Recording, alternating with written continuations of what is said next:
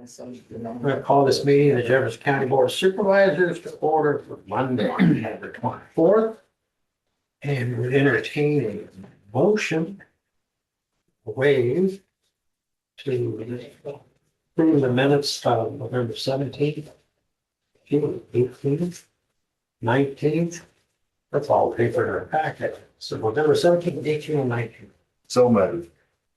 Second. Discussion. Hearing none. All those in favor say aye. Aye. Opposed, same sign. Thank you. Hi, Dave. Morning. What's going on in your world? Not much. Waiting on the door guys to come back. We got a little bit more work to do down there in the south entry. We'll set that for. Need to run a big cost around there and 100%. So that'll happen this week. Abby, if you get a chance sometime today, would you look at that carpet down there Sure, and tell me what you think? Yeah. Okay? will do. Need to be able to drag them back out here for the fourth time. All right. But, I'd rather have them clean it than replace it. Okay. Other than that, I got nothing. Okay. Well, the door looks great. Yeah, I think it turned out really well.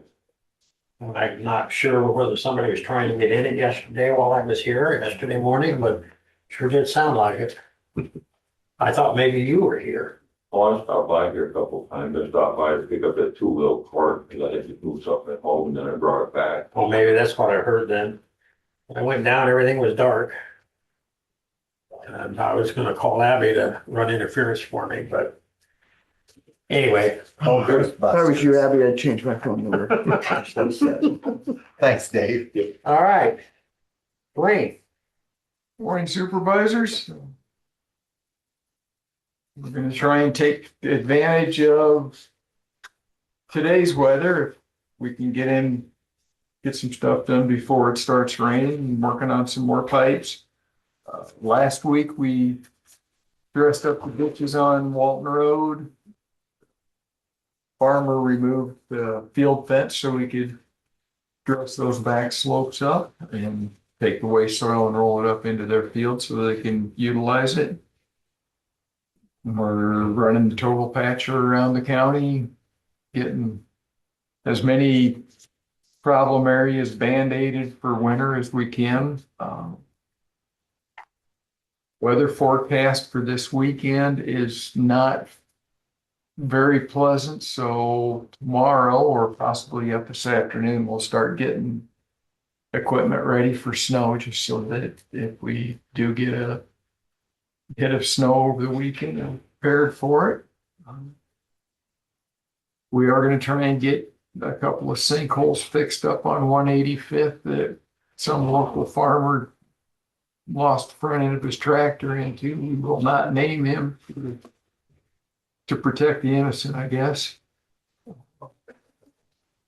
Then other than that, Thomas is working on paperwork and I'm starting to fiddle just a little bit with budget and 5-year plan just to get a jump on that. And we received our transportation safety plan that we've gotten all of the county, or I think 90 of the 99 counties went together as a grant application for these safety plans. So we've got ours and going to start utilizing that to see if we can utilize state highway safety improvement plan grants for widened shoulders and edgeline rumble strip for the bond overlays that were done here in 2020.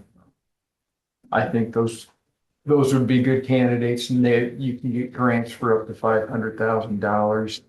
Not positive, but I don't think that we need to match that.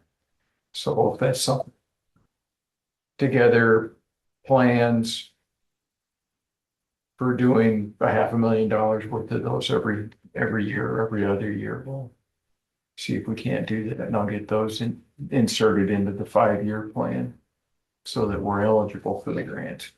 Right now, they're not in our plan, and from when I was aware of that, it was too late to get it adjusted before the HSIP deadline for this year. But going forward, I want to get those kind of so we have them in our back pocket so we can just roll them out whenever the opportunity presents itself. That's really all I've got. If we, I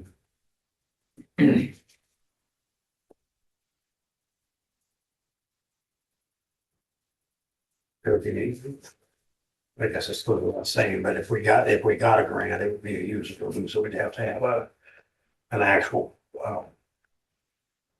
project. Yeah, then that's, the first thing I need to do is get the project roughly designed so I've got an idea of how much money it's coming. So, Anything else for Dwayne? Guess we're gonna have to have a talk with farmers and their tractors, huh? Yeah. They ought to be watching closer for them holes. well, the weeds in the ditch get tall, it's pretty easy to have them covered up. Luckily, nobody was injured other than pride. Right. All right, moving on. Number 2, discuss and consider step increase for Rick Giverson, Dutchess County Secondary Roads. The resolution is in your package. It's a certification. No, this should be his first step. Okay. So he's been here. Oh, I see. He's been here Okay. 6 months, so this is Yeah. the first step in our, tier Right. pay on the pay scale. So he's made it through his probationary period. He's performing well and Motion to approve. Second. Any discussion? Hearing none. All those in favor say aye. Aye. Opposed, same sign. Thank you. Ambulance director. Good morning. I'm gonna get out of here. See ya. Thanks, Dwayne. I don't have a lot to talk about. We did get approved for the GEMT and the set-off programs. Sweet. I got notifications for those last week, so still have a few things to figure out, but as far as the GEMT, that'll start paying out July 1. And that'll be an additional $880 per Medicaid patient that we encounter. So So it's pretty decent. for the layman, we need to say encounter if we drive by and wave. Well, no. So if we pick up and transport any Medicaid patient, we'll get that additional funding for Is that that a response. transfer and 911 or just Either one. either one? Yep. Okay. Anything beyond a refusal, we'll get that funding. So, yeah. So that was good news, I thought. Otherwise, Now they're a year behind on those payments though. yeah. So Yeah. for the GEMT, basically, it seems weird to me, but we put in all our information for last fiscal year, and then it will start the next fiscal year, so July 1. And it's based on call volume from last year and what they anticipate would be our call volume for this year, interacting with Medicaid patients. And so they come up with a number with, their magic wand, and that's what we get. So They don't send checks monthly, it's one I think it's quarterly. quarter. Yep. Okay. So what we did this So year. what we did 24, 25 will pay out 26, 27. Right. Yeah.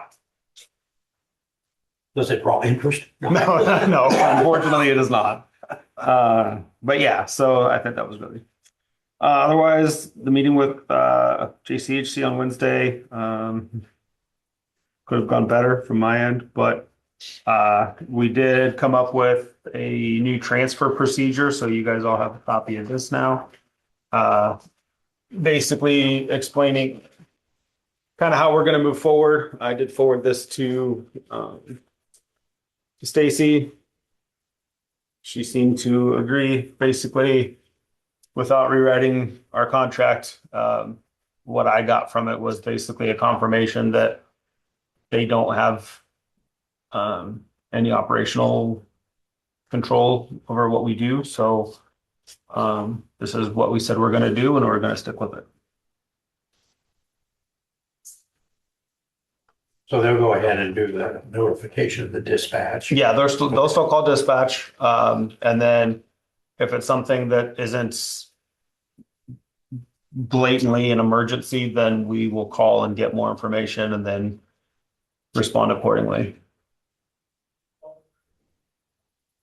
And then that will kind of mitigate the 11 p.m. to 7 a.m. issues as well, where if it's not an obvious emergency, the team leaders will base that decision on crew activity throughout the day and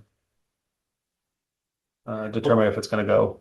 Oh, and I understand where you're coming from. I think my biggest concern is, and I'm sure it's Stacy's too, that's not an issue, but like I said to both of you that day, I trust you both explicitly, and so, and with the patient issue, your biggest concern, and I get that, but I also understand, if it's something, and I understand the bed space issue, you know, in other words, when the bed becomes available, that's an issue, and I get that.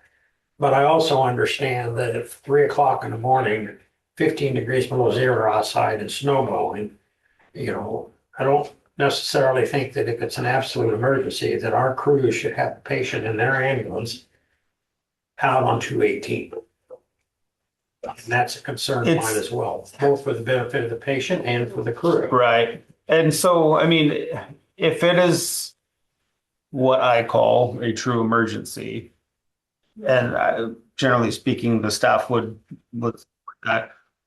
If it's justified, we're okay with putting, No, I get, I with understand. jeopardizing our safety to get that patient where they need to go. And I think Stacy's fully on board with that. Yeah, yeah, And then we waived $140. yeah, we're not doing that. Yeah, so, and I know you guys, you and Stacy continue to, Yeah, we actually, Talk we're after gonna that, so. talk today again as well.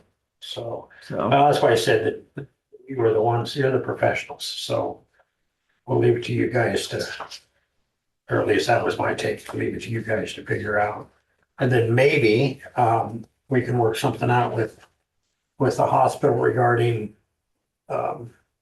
lift fan and the other type of transfer, Mhm. whatever you Yeah. want to call it. and that would, I mean, having that as an option as well would really benefit the hospital, and it would cut down on some of those transfers that we might decline based on whatever operational stuff we've got going on. So, And what we were talking That'll help. about, and what for folks that are up there, was that we were looking at, and the hospital expressed interest, getting I call it a wheelchair van, like a minivan.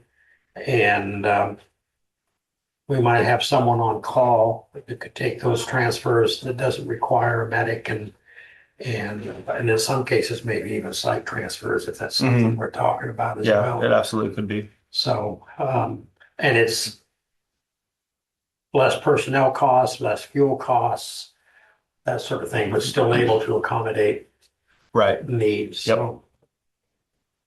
So I felt that everybody was on the same page as far as the residents were the concern, but as Stacy indicated, they got staff that they have to watch out for. We have staff we have to watch out for, and the Definitely. doctors have their, so it's just a matter of trying to put it together. Yep. So other than that, I don't really have much else. I've got a question. Yeah. Why should the hospital, when they call for an ambulance, have to disclose the age, gender, diagnosis, level of care, and specific equipment?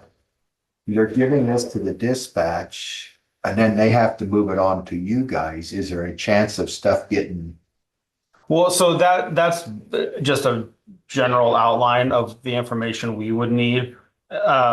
Really, we need to know where they are within this facility, whether they're ER or med surg, where they're going. So whether it's the university or Burlington or wherever, the diagnosis will tell us if it's like immediate response or if we can go through those other steps. And then resources. So if it's a vented patient, we need to make sure we're sending the appropriate crew with the appropriate equipment. So that's really just what we need to know right out the gate so that we know how to respond. but you're still going to call the hospital for Well, information, correct? if the patient's not having, if they're having a heart attack or a stroke or major trauma, and we know that right out the gate, we're just going to respond. There are no questions with those kind of transfers. Okay, It's the other examples that maybe don't justify an emergent response. That's where we're going to call and say, hey, give us more information. okay, I understand Yeah. now, so. And they also, the hospital, when they have multiple transfers, they make the determination of priority. Yeah, they're going to prioritize who needs to go and when. So, Sounds good, thank you. anything else?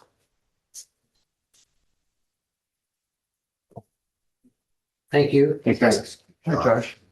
Meet with Compensation Board Representative Janine Parker and Gloria Countryman.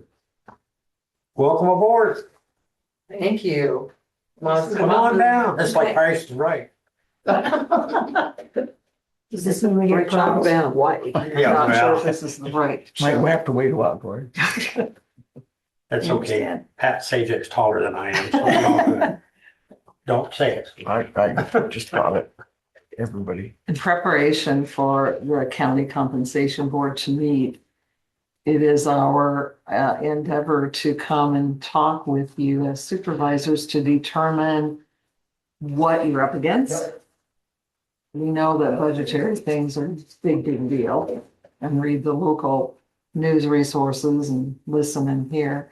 We want to know what you're looking at for goals as we go into trying to help balance every department. And we have received, Abby's been wonderful. She's given us a great packet of information from ISAC so that we can start looking at the numbers as we do every year before we meet. But mostly we just want to hear from all of you about what's happening on the supervisory level so that you're adequately represented. I know the legislature's first item on their agenda, again, this year when they go into session is going to be property tax reform. I think that's the word. I don't know. In talking to the legislators, the ones that'll talk about it, I don't look for a positive outcome for the county. I've lobbied our legislators that they need to leave us alone and look at other governmental entities. Jefferson County may be an anomaly in the state. When I say that, what I mean is that we have the last 2 fiscal years lowered property taxes or remain neutral in the levies. It looks like we'll be able to lower the debt levy this next fiscal year, sitting in the budget. It's not an enormous amount of money, but the other thing that we do in the county is of the sales tax revenue that's generated, we give 80% back to property tax relief. So I think Jefferson County works very hard. All of the boards of supervisors that have been here have worked hard to try and keep property taxes down. I know it doesn't seem that way for the folks that are paying the property tax. But the flip side of that equation is that that's how we pay the folks. And that's how we have the Abbeys and the Eds and all of the other folks that we have. And quite frankly, if you compare them to counties right around us, not Polk County or Scott County, but just around us, they are underpaid when you compare them to other counties. But some of these counties like Washington, they have revenue sources that we can't access. Casino. Right. And so it's a struggle. We have lots of people. I've got one sitting here right now from Family Crisis Center, and they want money, and we can't do it. And so I guess what we're looking at, we deal every year with our health insurance increases. We've got a broker that does a phenomenal job. Our health insurance increases are generally below 5%, which is phenomenal, considering the policy that we have. All of our officials, our road department, our ambulance, our elected officials, they work extremely hard to keep their budgets as, I guess I'll say, frugal as possible. Within that context, if we need new election equipment, if we need something, and the state's always coming along and saying, lower your property taxes, while at the same time saying, oh, you need to change this software program because we don't use the other anymore. It happens at the law center quite frequently. So from my perspective, with the new legislation that passed last year, as you and I talked about, Janine, the other day, it gives the supervisors a lot of flexibility at whatever at whatever you come up with. I think the Back the Blue bill is still in force, so that's an issue as well. 2 years ago, we didn't give our folks a raise. We kind of doubled up this last year. I don't know what it's gonna look like. But when we get an increase in revenue because not because property taxes go up, but because we have more property to assess, or the value of the property goes up, we don't get to keep that value because we're restricted to a certain allowable growth. Right. And generally, costs of operation go up much faster than the allowable growth. And I'm sure you're all well aware of, and I just very quickly, and then I'll open up the others. We did Pleasant Plain Road this year, and we did a seal coat on that as opposed to an overlay. In 2011, when I was here, we did an overlay. That 3.5 miles was $1 million. That same 3.5 miles today is $4 million. Our total road budget for this county is $5 million.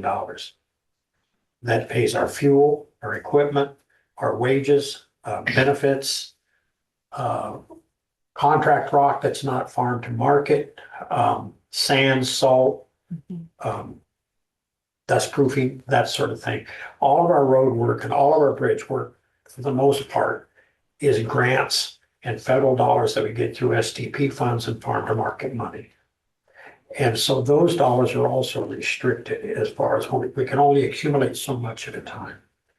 So I guess what I say to the compensation board is that we'd have to give everybody a 50% increase, but it's not realistic. I know you guys work extremely hard at what you come up with, and we certainly would look at what you come up with and then as a board, look at the rest of our package. There's not anything you can do. There's really not anything we can do. We're just going to look at how much more we're going to get in the bucket and go from there.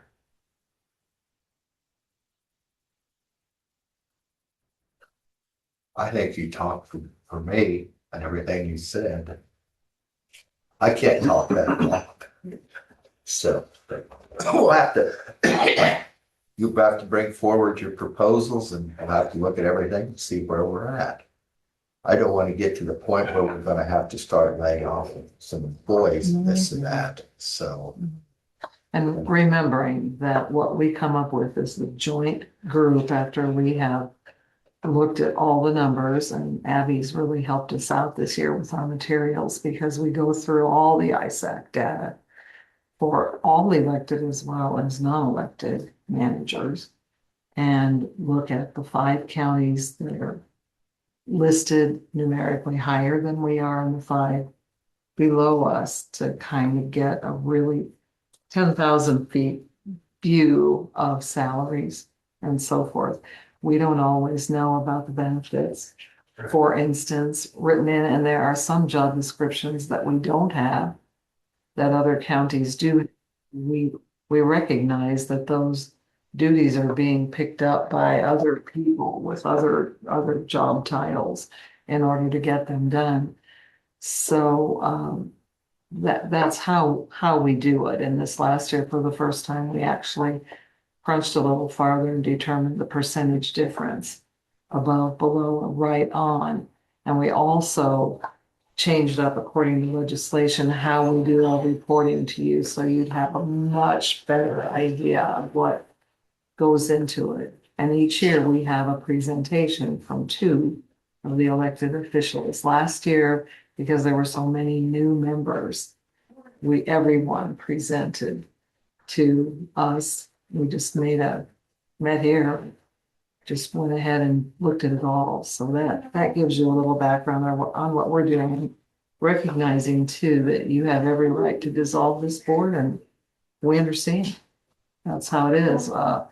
We feel very honored that you consider keeping us to do this, but we also want to know so that we can tell the others, since you aren't presenting this year, exactly what you're up against. And I think of things like mental health, when you've had so many edicts passed down to you, but you're supposed to find the money, because unless it's changed, you're not getting big inflow Right. to support things like that. So the state did take over mental health.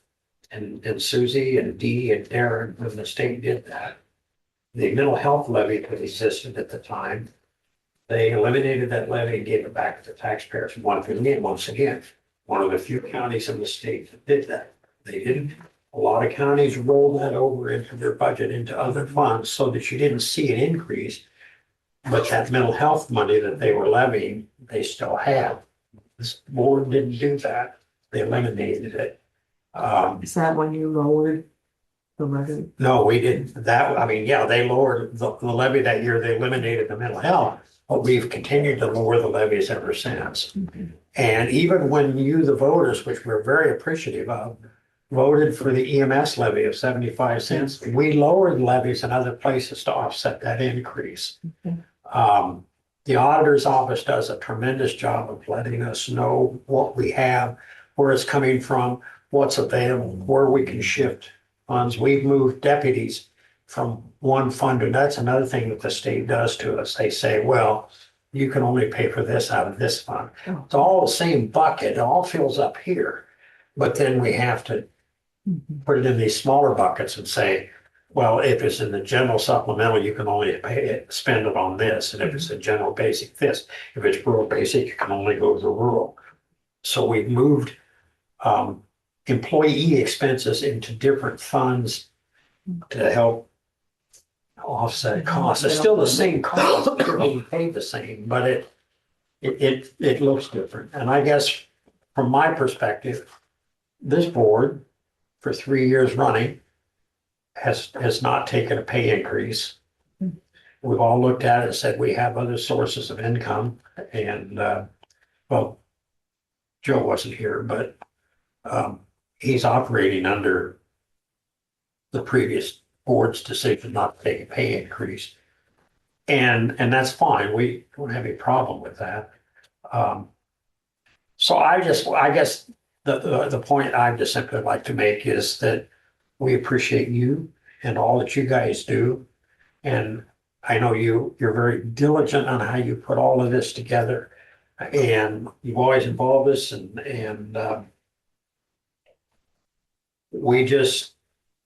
we're confronted with what we're confronted with, and we'll just try to do our best to make it all work, whatever that ends up looking like. Some may be happy and some maybe not so much. It's just what it is. Yeah. I do have one question. How do you refresh my memory on which counties to compare with? Okay, the counties in the ISAC data are listed numerically where we fall in over the whole state. The population. Yes, For the population? correct. And that's how we do it. we sift and sort by the ones that are the numbers in that data that are above us and the numbers that are below us. And I can't quote this year. We've changed a couple times over the time. So, 48 and we've Yeah. been 49 before. Yeah. so you don't take into account revenue, income or anything No. like that? No, we don't do that because we don't have all of that. Okay. So that's how we look at it. And then we look at it by each entity all the way across. Both I elected and appreciate you non. working with us, but I think we get the night. Okay. Before you leave, I want to say one thing. I appreciate you both because what you give us is a different set of eyes looking at this stuff. Because we've done this for so long. You kind of get set in their ways and you help us a lot, okay? Good. Well, thank you Maybe very that much. would be good. That's our intent. We do try. We're certainly not the enemy force. Yeah. Here, we're just trying to look at everything, as I said, from 10,000 feet to get a good feeling. So, But we need your input to give us some background too. Well, I appreciate everything you guys do and, you know, it's what we sign up for. Yep. It's what it is. Very good. All right, we're gonna, Thank you. feel free to stay for the Thanks, public ladies. hearing. We'll get out of the hot seats here. Get in the cooler. Oh, ones in the back of there the you room. go. So I would entertain a motion to open the public hearing for property assignment agreement. Yeah. So moved. I'll second that. All those in favor say aye. Aye.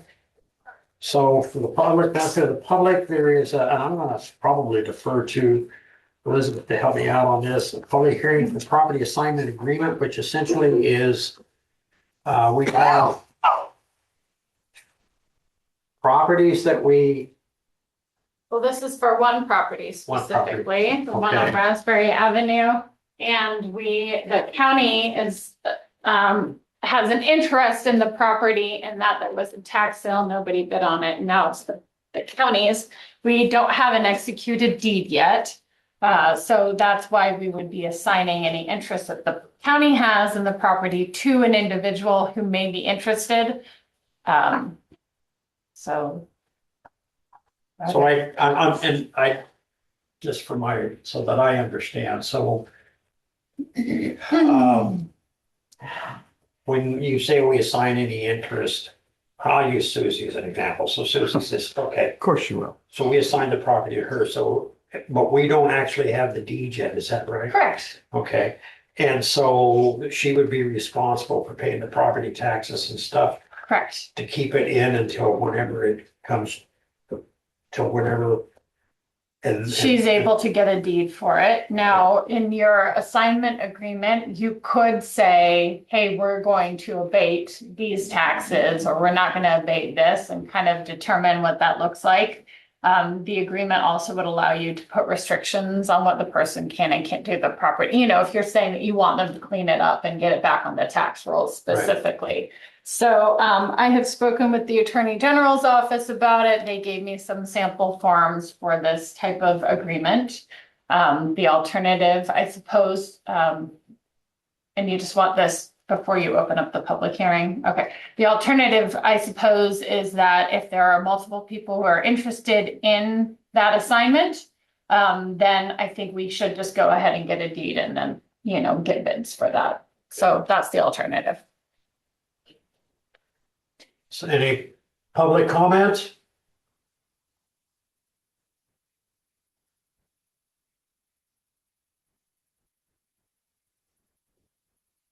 Hearing none, would entertain a motion to close the public hearing. So moved. Second. Discussion? All those in favor say aye. All right. Aye. I'm sorry, is there anybody who wants that assignment? I have not heard from anybody because we haven't, I mean, I know that there is a family that is interested in the property, but we haven't discussed this assignment process with them. Oh, okay. All right. I guess I assumed that people who are interested in being assigned the property would be here to speak. Right, well, nobody, Okay. like I say, there's one family that lives up there that actually owns the property to the north of that they bought and have cleaned up. And so they're interested in the property. In fact, they came here, what, Susie? Several months ago, Yeah. perhaps. Because we they should wanted it, but they couldn't tell afford the them where we- 30,000 in back Yeah. taxes, Right. plus the cost of cleaning up the property. And they just kind of languished there and just continued to until you got this other process rolling. So Okay. we don't have anybody specifically, Who's come forward and said, Right. we want this property. right? Okay. Um, And even with the discussions that we've had up to this point, nobody's come forward. Okay. Now, I've had a resident up there contact me, a different person than you. This is the Pleasant Plain. Right. Mhm. Yeah. That's interested in it too. But nobody's here to talk No, about no. getting that assignment. Okay.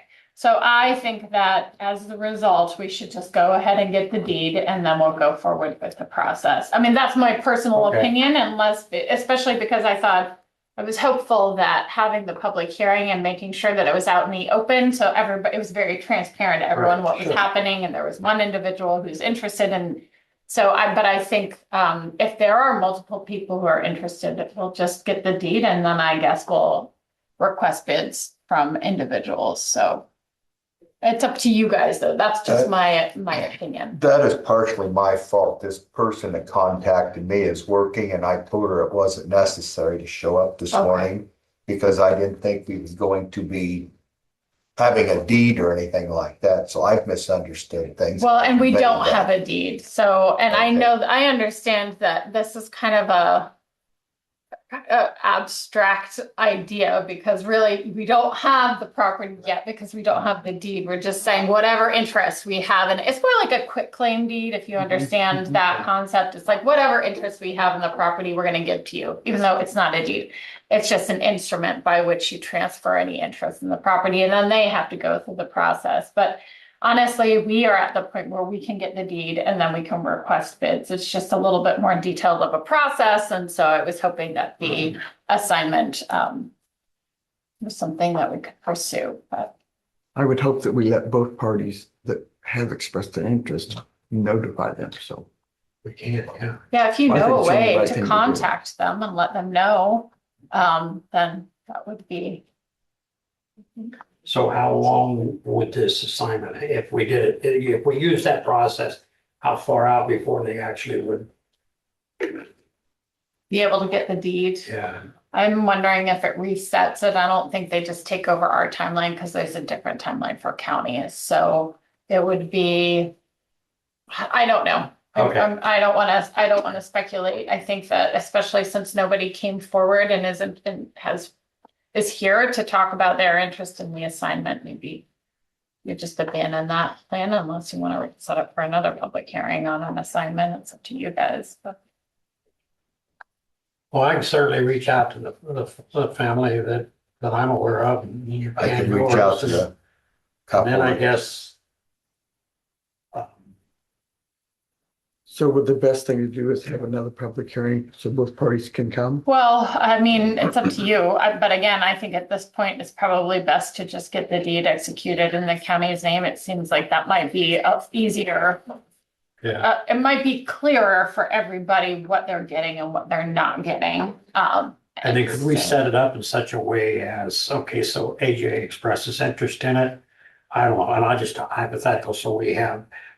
Abby expresses AJ, so we put it in the bucket, we pull the name out, and then there's a timeline that has to be completed as far as cleaning up the property before we actually issue the deed, but the deed is available to us. Well, see, that was the reason why I thought the assignment might be the best way to go about it, because I think that it's easier to specify those things and you say, hey, look, you have this amount of time to clean up the property, but I don't know. Ed, what do you think about? I would think it would, at this stage, without people being present, expressing interest in the public meeting, that it might be best to go ahead, secure the county's deed and ownership of it, and then put it up for bid. I don't know about I don't know how you go about that and put other conditions on it.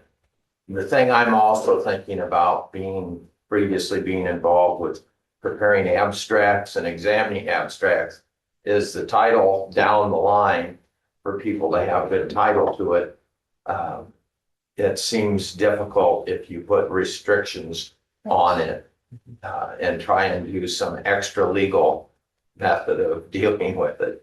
We may Well, here's the make issue, a though. problem that we don't want to get into. And that very well could be, but the concern I have is that if we put it up for bid and we physically sell it, then there's no requirement for them to clean it up, because now they've got the deed, and it sits just like it is now.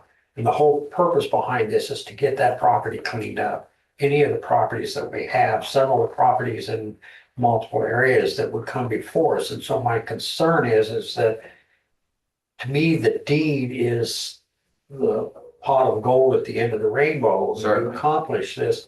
Certainly. And I mean, how do I say this? So it's the middle of the winter time. We don't necessarily expect this to be accomplished at that point in time. But we set a time frame of, say, a year. This is just hypothetical. It's just me. So you set a time frame of a year, and they don't have any money in the property at this point. They've not invested anything in it. And if they don't get it cleaned up, then they don't get the deed, and it goes back in the bucket, so to speak, and we start over again. But if we sell it, then it goes back on the tax rolls, to be sure, but it may never get cleaned up, and so it defeats the purpose, as far as, at least from my perspective. If the county owns it and it is essential, whoever buys it is responsible to do all the stuff under the law. And they have to comply with the law. The Except- county owns it. The That's county wants exactly it. why we've got this property. I now. They're not understand. complying with the law now. Well, what I, understand. And if the county wants to see it cleaned up, if you own it, one of the other options is if the county owns it, the county can clean it up. Right. I'm wondering though if, and I would have to do some more research on this, but the fact of the matter, there is that special assessment because the property was cleaned up. And that's the reason why the cost was so inflated, such that people didn't want to bid on it at tax sale. So I'm wondering if the abatement of that special assessment can be that incentive. I don't know what that would look like, but that might be. Well, and you're not collecting it now anyway. Right. And in response to what you said, we have spent tens of thousands of dollars cleaning up property that you look at today and Don't know it. don't know it exactly. Okay. And people aren't going to buy it. We got a piece of property out west of Fairfield. That's a gorgeous piece of property. It could be. But it's an absolute disaster. It has been for years. And the county spent $27,000 cleaning that up. Conversation we just had with Janine and Gloria, we can't do that anymore, especially when we don't accomplish anything. I understand. Right. It's very frustrating It is. sometimes to be straight jacket by the law and Yeah. what you can do and what can happen. So I don't know, do we just take this until we reach out to the particular possible interested parties? Let them know that they need to be present to discuss it. I say it's my fault on my end of it. No, well, But this is signed, I've got a little question on that. If you assign that to me, I go and clean it up. And then this person, the family that down the line that owned it comes and pays off the property taxes, can they get it back then? Or once it's assigned to me, is it definitely mine if I clean it up? No, it's not. I mean, that is the risk that you take when you're getting an assignment, but I think that if you were to look at the history of the property, the idea that somebody would be able to pay off those taxes is very minimal, especially because there is that special assessment against it right now. as long as we don't abate that special assessment until after the fact. That special assessment of $30,000, that's there, and that's at 24% interest, by the way. But if they go out and find somebody that wants it after it's cleaned up, they can get the money from this person, come pay it off, and they can get it back. Could work that way, couldn't it? And they have to redeem it at 100% plus the interest. Yes. And that includes the taxes that you paid. Now, I suppose the county, once they got that $30,000, could look back at Mr. Ledger and say, okay, you spent 15,000 cleaning it up, and we can reimburse him out of this property taxes? Yeah, the person who gets the assignment, they also get reimbursed for the cost, and then they make money off of it too, even if they're paid. I can't remember, I wish Mark was here because he might be on, but you get a percentage. So that's why sometimes people will invest in tax sale properties, because they do, if the property is then redeemed, they do make money off of that redemption. But, if you have the assignment, agreement in place that would say, hey, we will abate this if you do X, Y, and Z, I guess that the opportunity exists that somebody would go in and, redeem the property. But again, I think that's probably not going to happen. And who knows, maybe the person would still be cleaning up the property, by the time they got the deed. They may actually have the property and still be cleaning it up, whatever you guys decide to do. And it would be an agreement between you. So if they violate that agreement, even if they own the property, then there would be some recourse for the county. So yeah, I don't know if that answers your question, but. A lot of gray area for me. Yeah, well, it's just something we have. It's a risk, I Yeah. guess. There's always a risk involved, but, I appreciate the fact we're doing this or going about this, because there's a property 50 feet south of the property we're talking about that needs looked at as well. Right, yeah. You're right. I think they've been removing stuff off the property we're talking about to the property 50 foot south. Well, that might be. Thanks. It just. No, seriously, that might be. Yeah, I would say a little birdie told me, so. Okay, so we're gonna table this for now, and we'll reach out to the individuals, yeah. so you're and- tabling it and then you're gonna reset the public hearing potentially, and then we'll have to publish again. Right. Okay, good. Okay. That's fine. I just wanted to confirm Thank what you, we're Abby. doing. Remember Elizabeth Costin. It's not my fault. I should have called you and asked more questions last week. Yeah, you should have, Please, and you could have told me. I am available for questions. Thank you. Appreciate you, thank But you you. have a job, I don't want to interfere with your work. Well, I work for you guys. Committee reports. You forgot. You skipped one. I did, what did I skip? Mindy. Santa Claus is Santa here. Claus. Mrs. I was Claus. gonna say, I'm gonna get Twitter pated in a Oh, minute. you come on down. Come on, kid, get it together. I gotta forgive me, I have to make a quick phone call real All quick. right, I'm gonna give you Can't some believe stuff. think we don't have it together. That's right. Anyway. Dates for next year. I have almost all the dates set for the whole year. You don't miss out on anything. It's on your website usually. It is, but it's not yet because I was working to get all the dates set, so I put that together. Then I gotta get it on the So website. you're putting your legislative news out on Friday afternoon instead of Monday morning? Or am We I have- just getting it later? Nope, we have changed up our e-newsletter. We watch the open rates and we, depending on the staff workload, some weeks there's two, some weeks there's one. Holidays definitely play a part, but we've seen more people open it when we send it on Friday than when we send it on Monday. Really? I always planned on it Monday morning. Yep, we Yeah. did that for years and years, but Yeah. Claire does a really great job of going in and we've actually documented we've been testing it. We might test a midweek. We just want to see that we get the most bang for our buck. Well, I can still get it and then not open it till Monday morning. There you go. There you go. You just wait and open it on Monday. Sometimes I don't get it till Monday on my phone, so.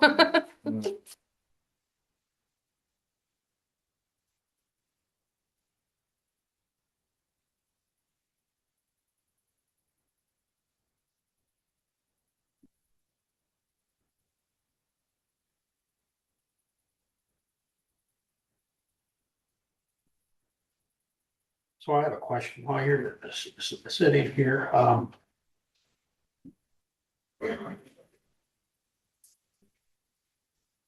So I take it I don't have to bring back the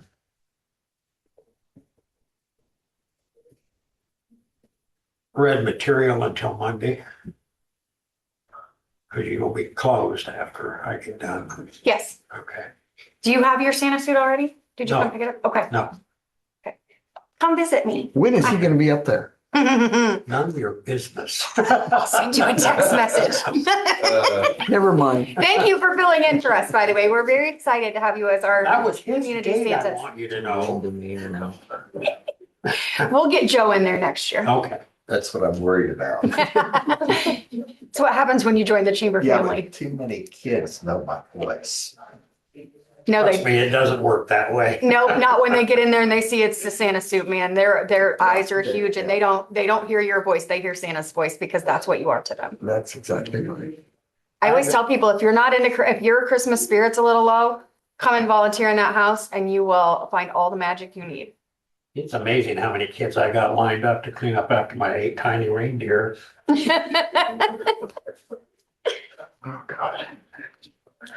Oh, we had a great time. Some of them weren't sure how to answer.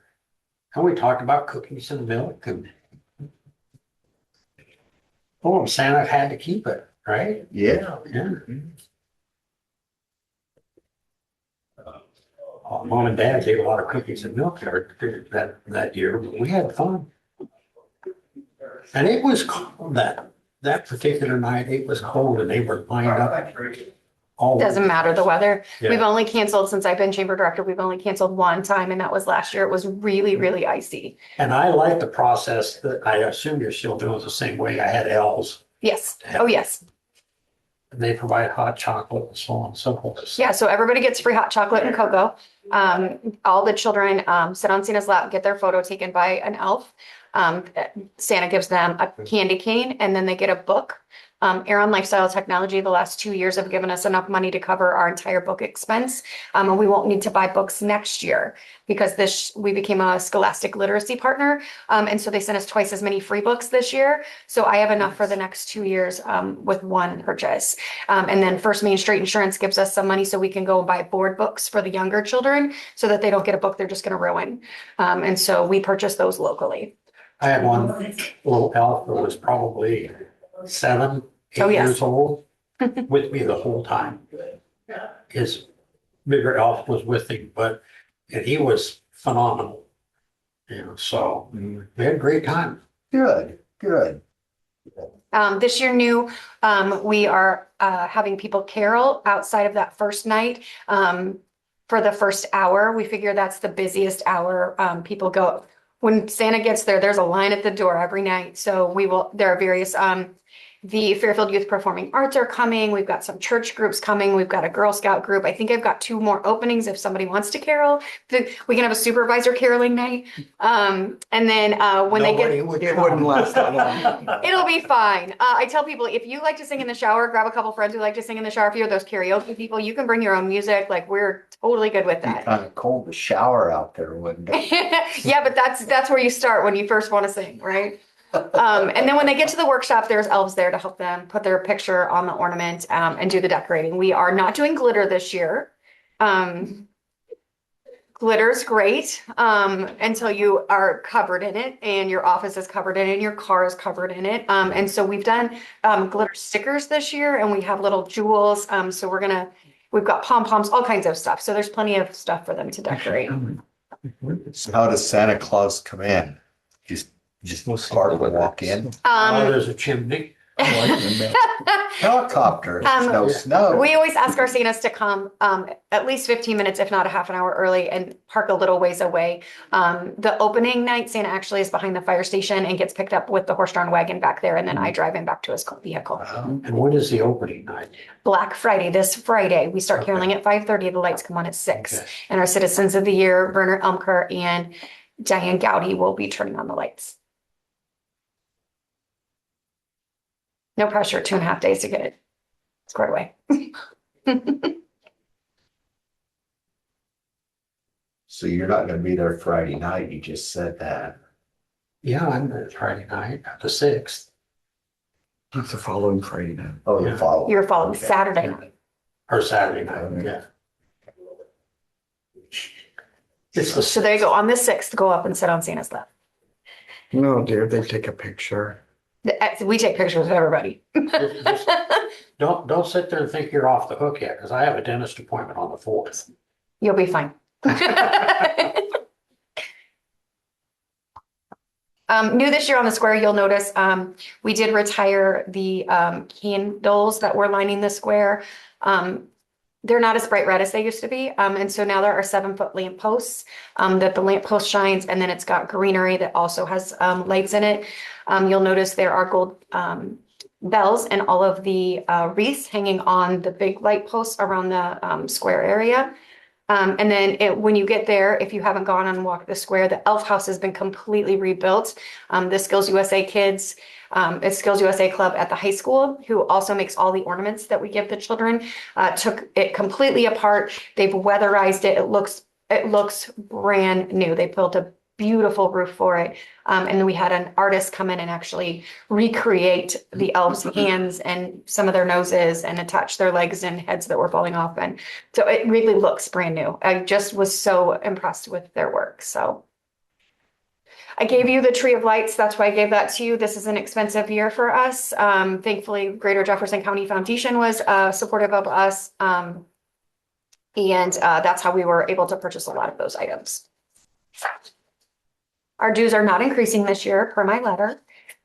We know that people are still struggling, and we make good choices with our money. And so we support the supervisors through whatever, from publicizing when your meetings are to anything that you share with us. And we have your membership actually kind of covers everybody in the courthouse. So if the auditor needs to send something, or if the treasurer needs to send something, or when those sales are the tax sales are coming up, we can put those in our newsletter as well.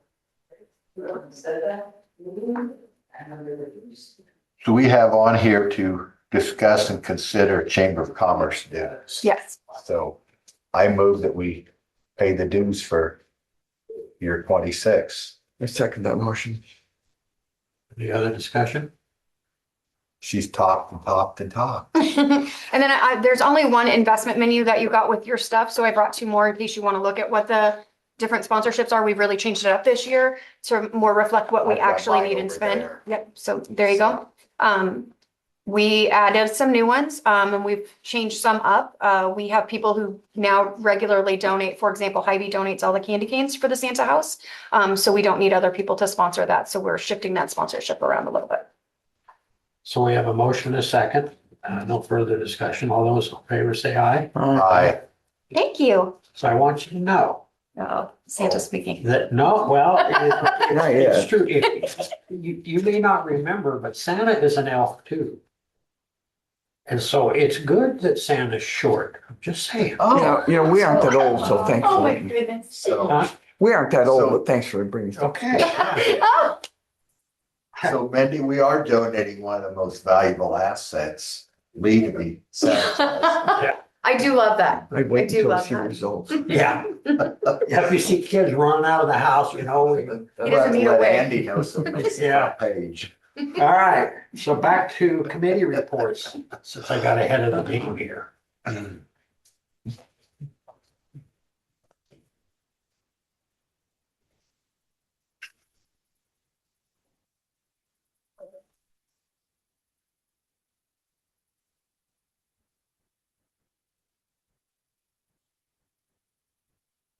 You want to go first? No, you can go first. Oh, Joe comes. Hey, this is Lee. I've got the key to Brandon's truck, and when I get done with my meeting, I'll drop it off.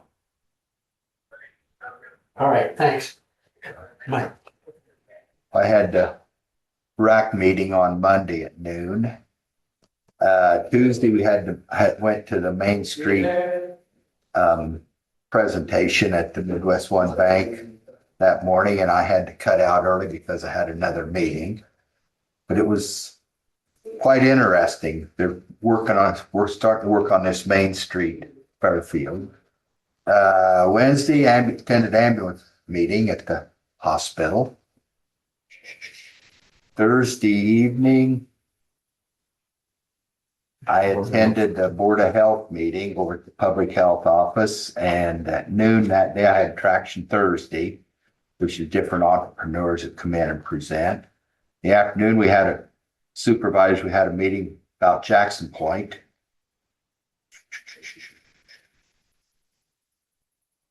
And that kind of wraps it up for me.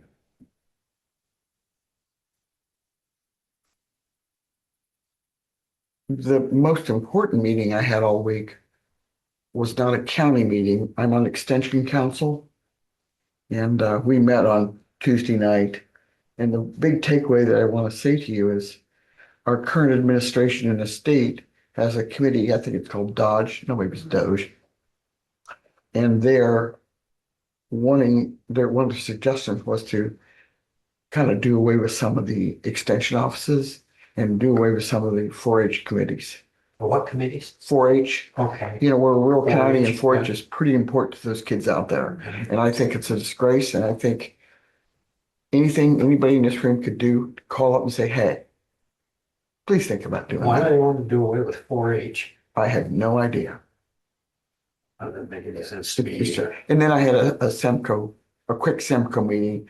They're just discussing possibilities of what to do when the wind blows.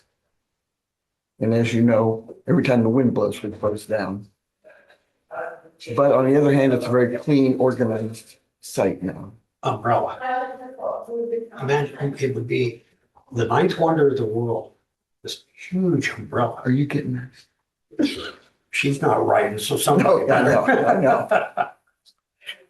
But other than I was not able to attend the hospital meeting on, I think Wednesday morning. That's what Joe said. Yeah, it was, But I think it was all the days seem the same, it does. so So anyway, don't forget 4-H, don't forget Extension Council. I just don't understand it. You know, if I can go on further, we do trunk or treat every year. And this year we had almost 1,700 kids and adults come through that line.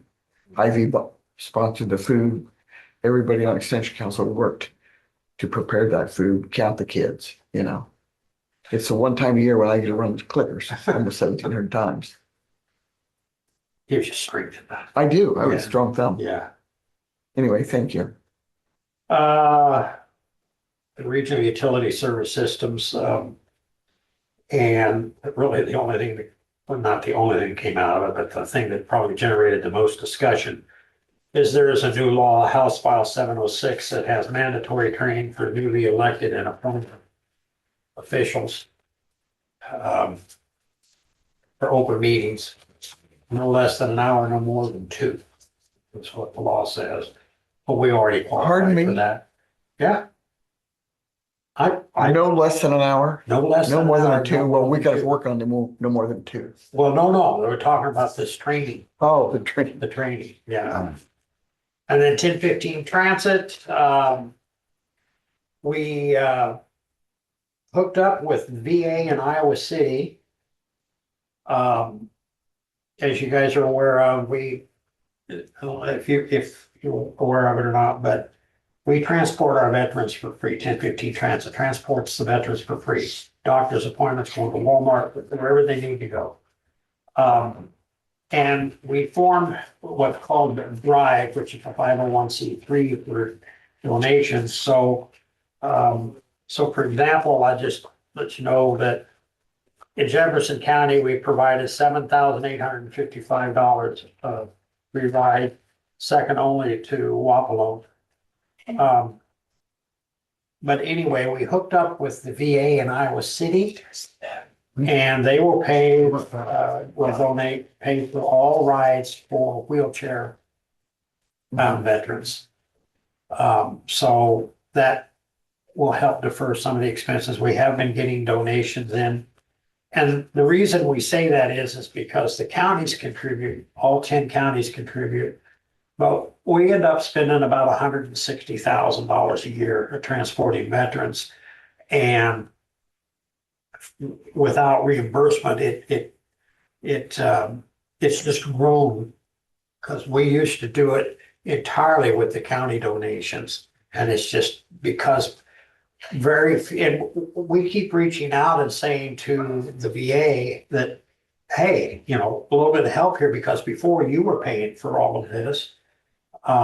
So that's why we formed a nonprofit, so that we can take donations and it's tax deductible, and it's working out well, and it's getting the word out, and so people are becoming more aware that the program exists. I'm sure you've probably seen our rap band that's out there that has, veterans on it and stuff. And then we transport them in cars, wherever they need to go, including out of state. We take them out of state. And it's a need that needs to be filled, and we're going to continue to fill it regardless. But if we can get contributions to help the cause, that's what we're doing. So, yeah, I was at the ambulance meeting, Jackson Point. I will tell the board. I got the utility bill paid, got the water bill paid, found out the water bill hadn't been paid for November. But that's taken care of. Got the deposits made, the bank account changed over. So I gotta pay a couple of bills today. Keep the insurance in place. And so I'm pretty pleased with things, knock on wood so Can I far. ask you a question? You sure Was there a good amount of money in the bank account to pay for these things? $1,560. I did see Lee on Friday. I was pulling in, he was walking in front of me. It was really tempting, but he had a bag of quarters. He looked like Santa Claus. Yeah. I mean, a big bag of quarters. There was did I tell you there was $195 in Wow. quarters in that bag? It's from the wash For machine. the washer and dryers at the Jackson Point facility. I told her if it had been gold coin, I'd have probably said, see it. No, About 780 quarters. I have no No, it idea. was a huge bag. I took it to the bank, and thankfully the bank had a machine. That's They do. And so she come back with that. With the quarters and the checks and the money orders, I deposited 3,600 and I think it was $76. And I paid the light bill, which was 953, and the water bill, which was 428. Those are round figures.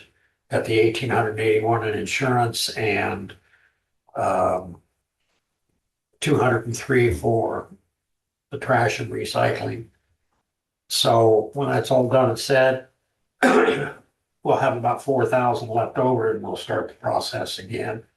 Were they able to print you some checks or? I got 3 counter checks, that's all they had, Okay. but I ordered checks when they come in, and I ordered duplicates so that, we left it at Jackson Point, but it has locked them out. One of the things that I saw going through the bank statements, we will never know, but there was one check for 7,200 and some odd dollars in the month of November, or in the month of October, excuse me. I have no idea what that will have gone for. A lot of checks. The direct deposits, there had 2 renters who had not direct deposits, automatic withdrawals from their accounts. Those accounts or those programs, whatever you want to call it, have been closed. Kiwi closed it, so they'll provide money orders. And I talk to the residents and say that, whatever works for you guys, whatever it is, however you want to do it. But we don't have a program to withdraw, and don't particularly want to have a program to withdraw. So I developed 3 Excel spreadsheets for the deposits, for the checks and money orders that were paid. So we have a list by the month. Darcy helped me set that up, because I didn't know even how to operate Excel. And then also one for bills, the bills that are paid. Also on the one side, there are security deposits. So I have all those security deposits listed. I have some renters that pay more than their rent. So I add that. I keep it separate, but add it to the security deposit column. So for example, one of our renters that was here the other day, he paid $50. He only owed $9. So there's $41 plus the security deposit that shows there. So I'll keep track of all of that. I don't know why they pay more, but they do, some of them. So will he be able to access that money down the road? He can't pay his rent and it go Yeah. back to a. Sure. Absolutely. Okay. Absolutely. So it's kind of like a savings account in around. I would suppose so, yeah. Okay. I know that in talking to his dad, he was curious about the credit. And I told him I didn't know anything about it. just what was on the security deposit line item, which I have that. Whether they were folding money into that, I don't know, but I'm showing it separately. I think that's smart. Oh, yeah, I mean, it's still his money, but, so anyway, you know, Well, thank you, Lee, for doing all of that. It's, That's a big undertaking. we've got, things are looking good. I will tell you that the entity that has expressed interest in managing it has a meeting set up. Their attorney has a meeting set up with Michael Thibodeau, the attorney for Iowa Finance Authority, on Tuesday. So not the other person who's interested, just, No, Logan's, is tickled pink that the other entity is looking into it, so he's said, if it works for them, he's all on board. Talked to several of the residents out there, and, I did talk to the employee for Optimate, that lives out there. that lives out there on the 21st, when I was out there and talked to her for a while. I am going to reach out to All American Pest Control to see about setting them up to come and do, rather than bring the company out of Muscatine. And then we need to have the fire suppression system tested and some other things taken care of, and I'll get on that as well. But I wanted to talk to Brett Farrell, because somebody mentioned that they thought maybe the fire department did that. So I wanted to check and see if I could keep it local, I wanted to do that too, so. But I don't know the answer to that yet, but I will find out. And that's all I've got. Public comments?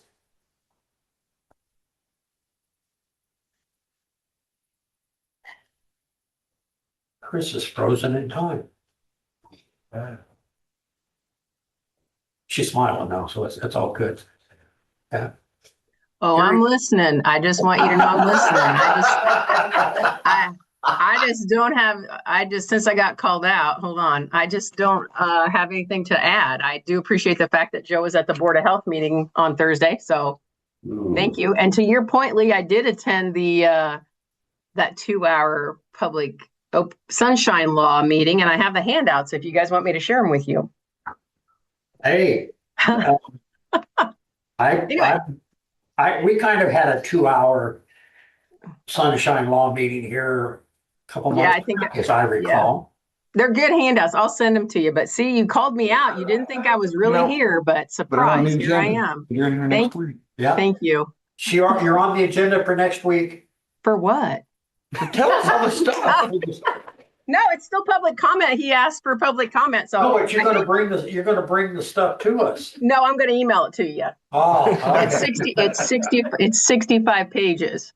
So How many pages? 65. 65? 65. Don't So get thanks. two trees. Thank you. Yeah. All right. Thanks, Chris. Any other Thanks, you guys. comments? Hearing none.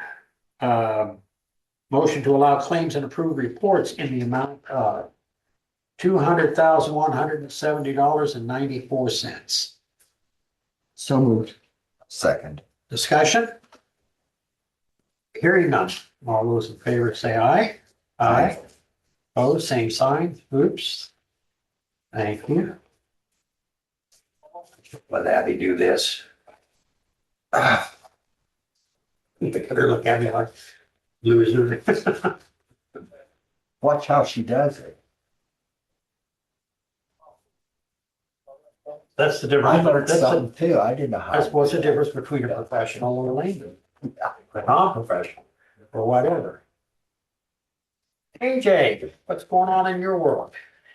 We haven't yet. No, okay. So is that what, a motion to adjourn? Is that what that is? Second. All those in favor say aye. Aye. All right.